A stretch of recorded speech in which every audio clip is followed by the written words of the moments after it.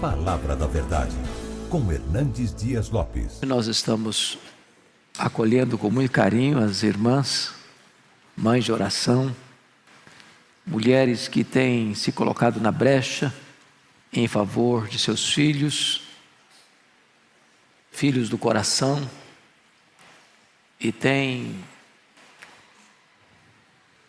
se prostrado diante de Deus para ver os seus filhos de pé na presença de Deus. Hoje eu não vou pregar um sermão como normalmente faço, uma mensagem expositiva, mas vou tratar de um tema que é a oração. E o texto que eu vou ler está em Tiago capítulo 5, verso 16, a parte B do versículo. E esse texto é uma referência à necessidade de orarmos uns pelos outros, e depois exemplificado pela vida de oração do profeta Elias. Mas o verso 16, a parte B, está escrito: muito pode, por sua eficácia, a súplica do justo. Vamos repetir isso? Muito pode, por sua eficácia, a súplica do justo. É um fato que Deus é soberano. É um fato que Deus faz todas as coisas conforme o conselho da sua vontade. É um fato que Deus está assentado no trono e tem as rédeas da história em suas mãos. É um fato que a vontade de Deus prevalece. Entretanto, Deus, na sua soberania, decidiu agir através da oração do seu povo. Há pessoas que dizem: não, oração não muda nada. Não é o que eu vejo na Bíblia. Deus muda circunstâncias através da oração. Deus transforma pessoas através da oração. Deus cura enfermos através da oração. Deus restaura filhos e filhas através da resposta à oração. Deus visita a sua igreja e fortalece a sua igreja em resposta à oração. Deus traz avivamento às nações em resposta à oração. Deus age por meio da oração. A oração não é para gente forte. A oração é para gente fraca. Nós não oramos porque somos fortes, nós oramos porque de fato temos consciência da nossa fraqueza. Mas a oração é a força mais extraordinária que age na terra, porque a oração une a fraqueza humana à onipotência divina. A oração conecta o altar da terra com o trono do céu. Quando o incenso do altar da oração sobe, retorna do trono para a terra, em termos das intervenções soberanas de Deus na história. É verdadeiro a frase: quando a igreja ora, o céu se move, a terra treme, e coisas extraordinárias acontecem na história. Então eu lhe faço uma pergunta nesta noite: você de fato crê que Deus age por meio da oração? É preciso dizer, não é a oração que é poderosa. Poderoso é o Deus que responde à oração. Mas você crê nisso? Me lembro certa feita que escutava uma palestra, e o palestrante, depois de discursar de forma profunda e até bela sobre muitos pontos da doutrinária cristã, colocou no seu esboço resto, no final do seu esboço, e disse que a oração é resto. Será que os patriarcas pensaram assim? Será que os profetas pensaram assim? Será que os apóstolos pensaram assim? Será que os pais da igreja pensaram assim? Será que os reformadores, os avivalistas, os missionários pensaram assim? E quando eu abro as Escrituras, eu vejo Abraão orando, e Deus livrando o seu sobrinho Ló da condenação de Sodoma e Gomorra em resposta à oração de Abraão. Quando eu abro a Bíblia, eu vejo Isaac orando, e Deus curando a sua mulher Rebeca da esterilidade. Quando eu abro a Bíblia, eu vejo Jacó orando com lágrimas, pedindo misericórdia, e Deus mudando a história dele, salvando a vida dele aos 97 anos no Val de Jaboque. Quando eu abro a Bíblia, eu vejo Moisés se colocando na brecha diante de Deus em favor de Israel, porque Deus estava para destruir aquela nação e começar um outro povo, e Moisés se coloca na brecha: meu Deus, perdoa este povo, Senhor, ou então não quero ter meu nome escrito no teu livro.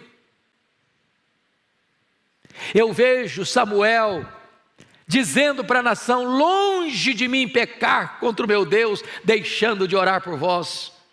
Quando eu abro a Bíblia, eu vejo Ana, uma mulher estéril, uma mulher que é afligida pela sua rival Penina, que é incompreendida pelo seu pastor, o sacerdote Eli, que é desencorajada pelo seu marido a desistir do seu projeto de ser mãe, mas ela derramando a sua alma diante de Deus, entendendo que Deus, em resposta da oração, pode reverter a sua enfermidade e pode fazer dela uma alegre mãe de filhos. Quando eu abro a Bíblia, eu vejo, meus irmãos, o rei Ezequias em lágrimas, chorando diante de Deus, pedindo uma cura de uma doença incurável e pedindo a libertação de um exército poderoso que entrincheirava Jerusalém. Quando eu abro a Bíblia, eu vejo Elias orando ao Senhor, e em resposta à oração de Elias, os céus se fecham, trazendo juízo sobre Israel. Eu vejo Elias orando, e Deus ressuscitando o filho de uma viúva. Eu vejo Elias orando, e Deus mandando fogo do céu, provando que só Ele é Deus. Eu vejo Elias orando, e as torrentes caindo na terra, restaurando aquela nação.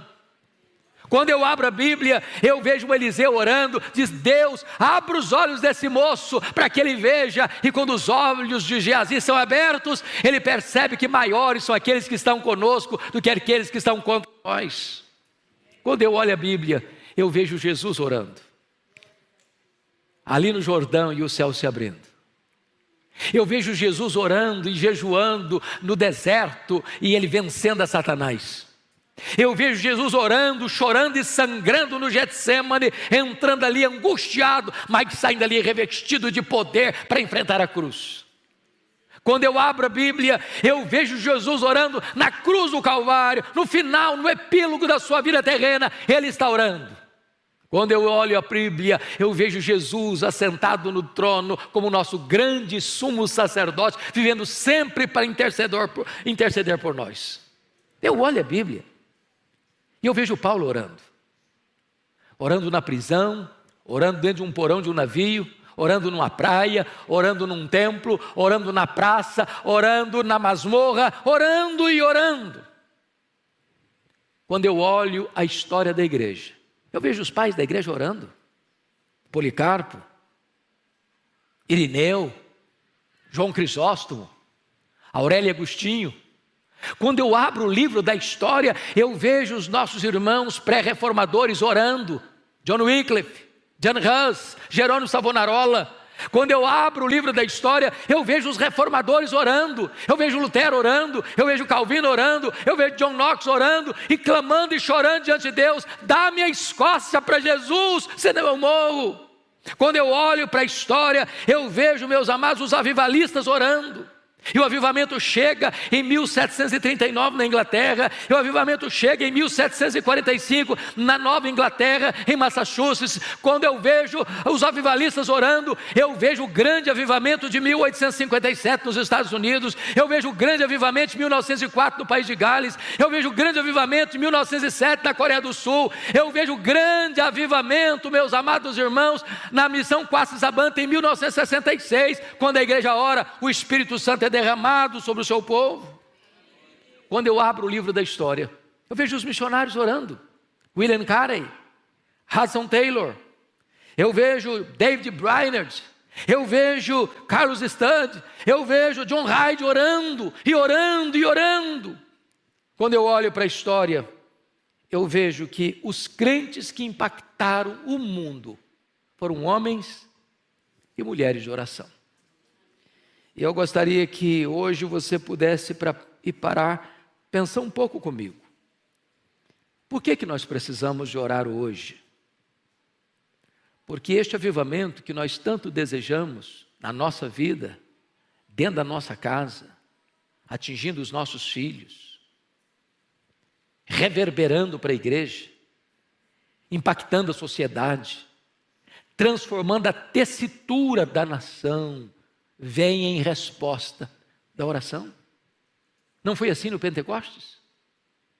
Quando o Senhor Jesus Cristo se dirigiu aos seus discípulos dizendo: permanecei na cidade até que do alto sejais revestidos de poder. E eles entenderam que esse permanecer não era um permanecer calados ou acomodados ou omissos ou acovardados, porque diz a Escritura lá em Atos 1,14 que todos retornaram para o cenáculo e todos perseveraram unânimes em oração e fizeram isso durante 10 dias ininterruptamente, quando de repente, num domingo, às 9 horas da manhã, os céus se fenderam, o Espírito Santo foi derramado, um vento impetuoso entrou naquela casa, línguas como de fogo pousando uma sobre cada um deles, e todos ficaram cheios do Espírito Santo e passaram a falar em outras línguas as grandezas de Deus. Eu vejo, meus amados irmãos, que a oração é a base do avivamento. Está escrito lá em 2 Crônicas 7,14: se o meu povo, que se chama pelo meu nome, se humilhar e orar e me buscar e se converter dos seus maus caminhos, então eu ouvirei dos céus, perdoarei os seus pecados e sararei a sua terra. Eu encontro na Escritura lá em Isaías 44,3 que Deus vai derramar água sobre o sedento e derramar torrentes sobre a terra seca. Deus quer um povo que tenha sede dele, que tenha fome dele, que o anseie mais do que as riquezas deste mundo. E então, quando a terra estiver seca e quando o povo estiver sedento, Deus manda água sobre o sedento, Deus manda torrentes sobre a terra seca. Eu fico olhando a história, e vocês muito conhecem a história de Charles Haddon Spurgeon, um príncipe dos pregadores do século XIX, um homem que enfrenta o liberalismo teológico que estava devastando a igreja, que permaneceu firme, fiel, pregando o evangelho com grande graça e poder na cidade de Londres, recebendo milhares e milhares de pessoas todos os domingos para ouvir o evangelho. E alguém um dia perguntou ao Spurgeon qual o segredo do crescimento desta igreja e do impacto que esta igreja tem em Londres, na Inglaterra e no mundo. E ele respondeu: é que esta igreja tem uma usina de poder. E perguntaram: o que significa isso, uma usina de poder? Ele respondeu: esta igreja tem uma reunião de oração toda segunda-feira, onde centenas, onde milhares de pessoas vêm para buscar a face de Deus. E tem mais, no baixo do púlpito, onde estava o púlpito, havia uma sala, e ali tinham os irmãos que enquanto ele pregava, os irmãos oravam, e quando ele sentia que precisava mais de poder, ele batia o pé no assoalho, e isso soava lá embaixo, e eles fortaleciam ainda mais o clamor aos céus, e desta maneira ele entendia que não há poder na palavra, a não ser que haja um povo comprometido com oração, porque não há púlpito com poder, com bancos vazios de oração. Amados irmãos, eu olho para a história e vejo o que aconteceu nos Estados Unidos em 1857. Acho que vocês bem sabem da história do colapso financeiro que atingiu a América no ano de 1850. Naquela época, os bancos faliram, as estradas de ferro que transportavam seus produtos por país afora entraram em colapso. O desemprego era galopante, a economia estava em frangalhos, e então é nessa situação de grande crise financeira e econômica que um missionário urbano, Jeremias Lampier, no dia 1º de julho de 1857, assume o posto de um missionário urbano. E então ele escreve um folheto, e ele distribui esse folheto em Nova York. E ele chama homens de negócio, porque ele era um homem de negócio, para vir orar com ele num hotel em Nova York. Na primeira semana vieram 6 pessoas, Na segunda semana, tinha 40 pessoas. Em 6 meses, tinham 10 mil homens orando em Nova York por um grande avivamento espiritual. Em 2 anos, mais de 2 milhões de pessoas convertidas. Fruto desse avivamento, um jovem de 26 anos, que estudou no seminário de Princeton, ouvindo Charles Hodge pregar um sermão de missiologia, ele me diz: meu Deus, eu quero ir para o Brasil. Alguém disse: você é louco, aquele país é um país muito pobre, aquele país tem doenças endêmicas, você é filho caçula, a sua mãe já está idosa, você tem igrejas grandes aqui na América que podem receber você. E ele diz: o lugar mais seguro para um homem estar é no centro da vontade de Deus. E como fruto desse avivamento, ele vem ao Brasil e chega aqui no dia 12 de agosto de 1859 para plantar a Igreja Presbiteriana do Brasil, fruto daquele poderoso avivamento espiritual. Amados, o texto é claro: muito pode, por sua eficácia, a súplica do justo. E eu queria aqui trazer apenas 5 aplicações do que significa isso. Primeiro, Deus liberta filhos cativos por meio da oração. Nós estamos aqui porque mães têm se levantado para colocar diante de Deus os seus filhos. E quantos filhos foram alcançados pela graça? Porque mães estiveram na brecha, sem duvidar, com perseverança, como aquela mãe cananeia, cuja filha estava endemoniada. Aquela moça não tinha condições de ir a Jesus, nem de fazer qualquer pedido a Jesus. Ela vivia totalmente tomada e dominada por forças malignas. A sua mãe, embora gentia, a sua mãe, embora não tivesse tanto conhecimento, mas ela vai a Jesus, e ela clama a Jesus, e ela insiste com Jesus, e ela persevera em buscar a Jesus, e o milagre acontece na sua vida. O Senhor Jesus liberta a sua filha.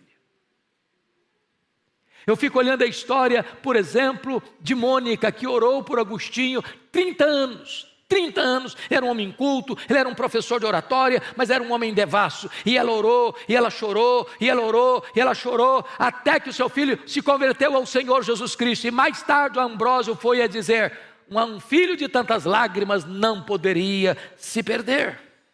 Deus age e liberta e salva por meio da oração. Eu não sei quantas de vocês ou quantos de vocês já leram o meu livro Mães Intercessoras, que eu tive o privilégio de convidar Dona Eusa Lidório para prefaciar. Dona Eusa Lidório, no prefácio desse livro, narra uma história que o Ronaldo Lidório vivenciou entre os quechuas, no Sendero Luminoso, lá no Peru, quando ele era ainda seminarista. Ele foi para lá para fazer um trabalho missionário, e naquele tempo o Sendero Luminoso, um grupo terrorista, estava prendendo cristãos, matando cristãos.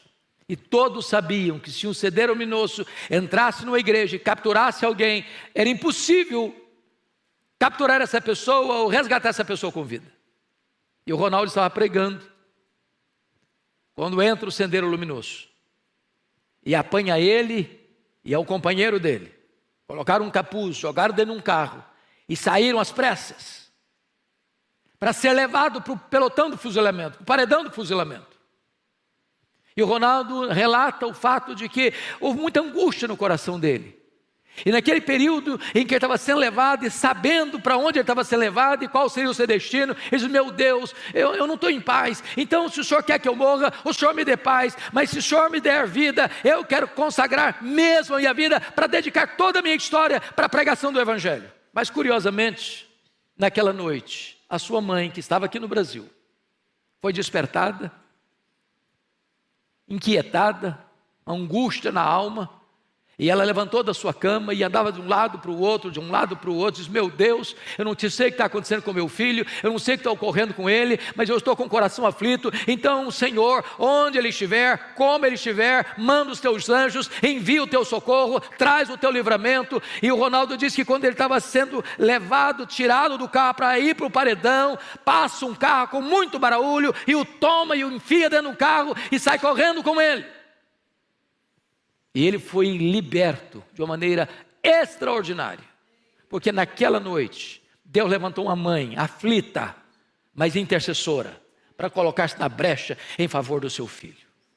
Deus responde oração. E levanta filhos, e restaura filhos, e salva filhos, em resposta à oração de sua mãe. Mas, amados, notem vocês que Deus reverte situações humanamente impossíveis em resposta de oração. Quantas pessoas que já escutei isso, na oração não muda nada. A oração só muda você, mas nada vai mudar em Deus. Irmãos amados, o Senhor diz, a Bíblia ensina assim: pedi, dar-se-vos-á, buscai e achareis, batei e abrir-se-vos-á, porque todo que pede, recebe, todo que busca, encontra, todo que bate, abrir-se-lhe-á. Nada tendes, diz a Escritura, porque nada pedis. Então, quando você pede, você recebe. Pense comigo na história do rei Ezequias.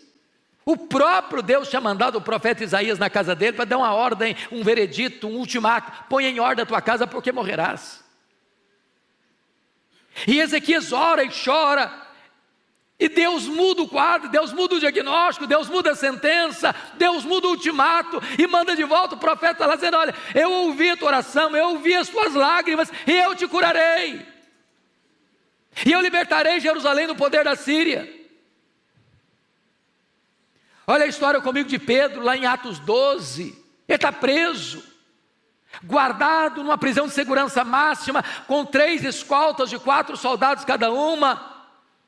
A morte dele já estava lavrada, a sentença dele já estava definida, ele morreria depois da festa, mas em resposta à oração da igreja que se colocou na brecha em favor dele, Deus mandou um anjo e tirou da prisão máxima e libertou Pedro, e aquele que haveria de matá-lo é quem morre. Deus reverte a situação em resposta à oração. Olha comigo a história de Paulo e Silas. Eles estão presos num tronco, no cárcere interior, com os pés amarrados com ferros, com as costas ensanguentadas, numa situação dramática. Mas diz a Escritura que por volta da meia-noite eles cantam e eles oram, e Deus manda um terremoto. E a única coisa que me impressiona é que esse terremoto só quebra as algemas e só abre as portas, mas não traz nenhuma consequência, nenhum desastre, nem nada cai na cabeça deles, nenhuma pessoa soterrada, e apenas os grilhões são partidos. Em resposta à oração, meus irmãos, Deus fecha a boca de leões. Em resposta à oração, Deus apaga a fúria das chamas do fogo. Em resposta à oração, os mortos ressuscitam. Em resposta à oração, os demônios batem em retirada. Em resposta à oração, a igreja avança no poder do Espírito Santo. Louvado seja o Senhor. Quando a igreja ora, Deus age. Deus age. E eu gostaria de encorajar você, mãe, a continuar orando. Não abra mão de seus filhos, não abra mão do seu marido, não abra mão da sua esposa, não abra mão dos seus filhos, não abra mão dos seus netos, não abra mão da sua família, não abra mão de ver Deus fazendo maravilhas, maravilhas. Deus pode tirar as escamas dos olhos, Deus pode tirar o tampão dos ouvidos, Deus pode tirar o coração de pedra e dar um coração de carne. Deus pode responder a oração, sabe por quê? Porque muito pode pela sua eficácia a súplica do justo. Que Deus nos ajude, que Deus nos abençoe, que Deus nos levante como intercessores nesta noite. Amém.